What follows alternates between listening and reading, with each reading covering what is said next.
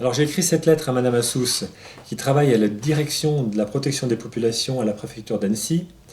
parce que cette femme a en charge les problèmes de pollution sur le département de la Haute-Savoie, qu'elle est sensible à ces problèmes, et qu'elle m'a demandé il y a déjà plusieurs semaines, même plusieurs mois, de l'alerter à chaque fois qu'on ressentait un pic de pollution. Alors là, ce qui m'a motivé pour écrire la lettre dont tu parles, c'est qu'il y a 2 jours, en ouvrant la fenêtre du balcon, mon épouse, qui est médecin, et qui soigne les gens de Passy, et qui sait donc de quoi ils souffrent, a ouvert la fenêtre en me disant « Gérard, l'air est irrespirable dehors. Ce matin, c'est intolérable, on ne peut pas accepter ça. » Alors ça fait suite à de longues périodes de pollution. Il se trouve que ça fait plusieurs semaines que nous sommes en zone d'alerte, en zone rouge, et que nous, citoyens, on attend des mesures de la part des autorités pour essayer de freiner, ou en tout cas de faire quelque chose pour limiter cette situation qui est préjudiciable à notre santé, et que rien ne se fait. Alors hier, moi, j'ai piqué un coup de colère, je me suis dit, je vais écrire à Madame Assous pour lui signaler les pics de pollution qu'on a observés, parce que je note chaque jour, quand il y a quelque chose qui ne va pas, pour lui signaler, et pour lui dire que les habitants de Passy sont là de cette situation, et qu'on a l'impression qu'après tout le travail qui a été fait, à la fois par des élus locaux, et à la fois par les responsables des associations de défense de l'environnement et des associations de défense de la santé publique, après tout ce travail qui a été fait, qui a été concrétisé par la mise en place le 1er janvier 2012 d'un plan de protection de l'air, et bien malgré tout ça, on a l'impression que rien ne se passe, et que la pollution ne fait qu'augmenter, et que nous, on souffre toujours autant de cette pollution sans qu'aucune décision ne soit prise par les autorités. Alors, on est un peu là de cette situation, je dirais même qu'on en a marre, quoi. Et l'historique un peu donc? Alors, l'historique de ce plan de prévention de l'atmosphère, c'est intéressant que tu me poses cette question, parce que ça fait environ une quinzaine d'années que des associations telles que la RSMB et d'autres, l'association citoyenne de Passy, réclament la mise en place d'un plan de protection de l'air ou de protection de l'atmosphère sur la vallée de l'Arve. Un plan de protection de l'atmosphère, c'est un plan sous la responsabilité du préfet et qui précise que dans des situations qui sont très bien définies dans ce plan, des mesures doivent être prises pour protéger la population contre les effets de la pollution. Ce plan, on le demandait depuis longtemps parce qu'on souffre, tous ici dans ce fond de vallée et jusqu'à Servoz, Les Ouches et Chamonix, de pollution chronique et de pics de pollution à certains moments de l'année. Ça fait 15 ans qu'on le réclamait, ce plan, et personne. Et puis la préfecture, monsieur le préfet, refusait de le mettre en place. Alors,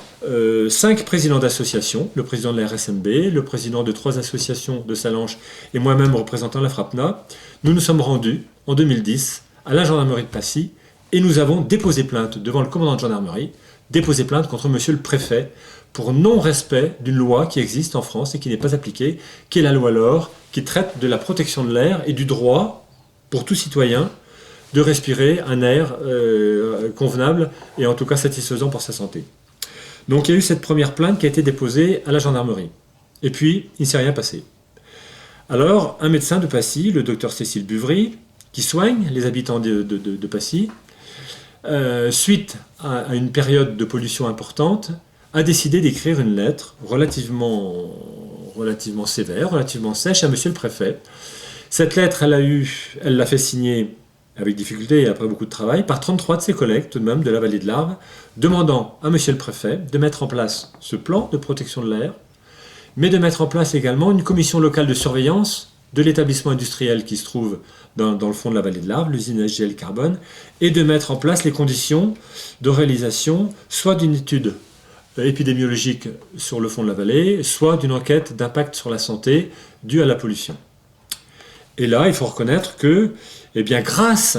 à l'action des associations qui ont déposé cette plainte, qui ont fait pression sur monsieur le préfet, grâce à l'action de ces médecins, enfin, le préfet s'est décidé à mettre en place ce PPA et à mettre en place cette commission locale d'information et de surveillance de l'usine qui se trouve dans la vallée. Alors, ce PPA, cette commission locale d'information et de surveillance a été mise en place. Ce que nous déplorons, c'est que ça fait maintenant 1 an qu'elle existe et qu'elle ne se réunit pas malgré nos demandes. Nous avons demandé à visiter cette usine, nous avons demandé à ce que tous les partenaires se réunissent pour discuter de ce qui se passe dans cette vallée en termes de pollution, parce qu'on connaît parfaitement maintenant les acteurs de la pollution, et cette liste ne se réunit pas. Alors on n'est pas très content. Et ce plan de protection de l'atmosphère qui vient d'être mis en place au 1er janvier 2012, eh ben nous on n'en voit pas les effets, Et en tout cas, les mesures qui sont définies dans ce plan, on constate que monsieur le préfet ne les prend pas. Alors que faut-il faire en tant que citoyen lorsque on alerte, on joue notre rôle d'alerte, on joue notre rôle d'informateur, on joue notre rôle de partenaire dans les discussions avec les autorités territoriales et même nationales, puisque le préfet c'est quand même le représentant de la République dans la Haute-Savoie, et que dans une situation extrêmement grave pour la santé, nous sommes encore en pic de pollution en zone rouge depuis 3 semaines, eh bien rien ne se fait. Alors on se pose la question, qu'est-ce qu'il faut faire? C'est ce qui a motivé ma lettre à Madame Assous, à la direction des populations, en lui disant que la population est lasse de voir que, malgré un certain nombre de choses qui sont mises en place, qui ont été définies en concertation avec les associations, avec les élus et avec les représentants de la population et du secteur médical, eh bien rien ne se fait quand il y a un gros problème de pollution dans une vallée comme celle de Passy et de Chamonix, qui est quand même la capitale mondiale de l'alpinisme, et qui a été listé par le Dauphiné Libéré, qui est comme pas rien, le 2e quotidien régional de France, il y a 2 ans, comme étant cette vallée comme étant la plus polluée de France, quoi. Ils ne l'ont pas inventé, les journalistes du Dauphiné Libéré. Quand ils ont sorti ça dans la presse, c'est à la lecture des comptes rendus d'une association qui a pour rôle de surveiller la pollution dans les 3 départements de l'Ain et des Deux-Savoie, et qui est RAPS. Et bien, au vu des résultats, un jour, le Dauphiné Libéré a dit « Passy est la ville la plus polluée de France ». Alors nous, on voudrait bien que ça cesse, ça. Parce qu'en dehors du fait que ce n'est pas une bonne publicité pour la ville, on en souffre. Il y a 800 enfants dans les écoles primaires et maternelles de la commune de Passy. Il y a 800 gamins qui toussent, qui reniflent, qui ont des rhinopharyngites. Il y a des gamins qui sont suivis depuis leur naissance par des médecins et qui maintenant présentent des pathologies proches de l'asthme, qui font des crises d'asthme depuis cet automne dans Passy. C'est intolérable, c'est inadmissible. Nous, on veut que les autorités qui ont le pouvoir de décision et d'action fassent quelque chose.